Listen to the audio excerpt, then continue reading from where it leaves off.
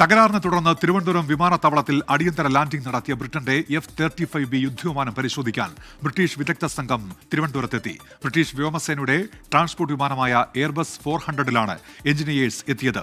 വിദഗ്ധ സംഘത്തിന്റെ പരിശോധനയ്ക്ക് ശേഷം അറ്റകുറ്റപ്പണികൾക്കായി വിമാനം ഹാംഗറിലേക്ക് മാറ്റി. ബ്രിട്ടന്റെ വ്യോമസേനാ വിമാനം എയർബസ് A400M അറ്റ്ലസ് പകൽ 12:45 തിരുവനന്തപുരം അന്താരാഷ്ട്ര വിമാനത്താവളത്തിൽ പറന്നിറങ്ങി.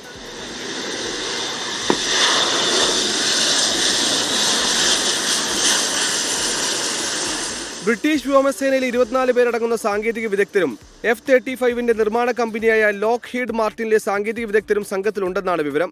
പരിശോധനയ്ക്കും അറ്റകുറ്റപ്പണിക്കും ഇന്ത്യ വാഗ്ദാനം ചെയ്ത മെയിന്റനൻസ് സൗകര്യം ബ്രിട്ടൻ സ്വീകരിച്ചതായി ബ്രിട്ടീഷ് ഹൈക്കമ്മീഷൻ അറിയിച്ചു.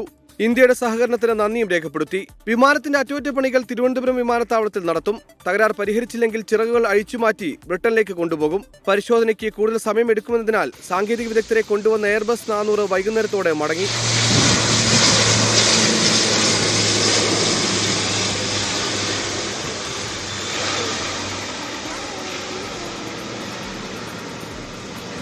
ഇന്ത്യ പസഫിക് മേഖലയിൽ സഞ്ചരിക്കുകയായിരുന്ന ബ്രിട്ടീഷ് നാവികസേനയുടെ വിമാനവാഹിനി കപ്പലിൽ നിന്ന് പറന്നുയർന്ന F-35B യുദ്ധവിമാനം ഇന്ധനം കുറഞ്ഞതിനെ തുടർന്നാണ് തിരുവനന്തപുരത്ത് ഇറക്കിയത്.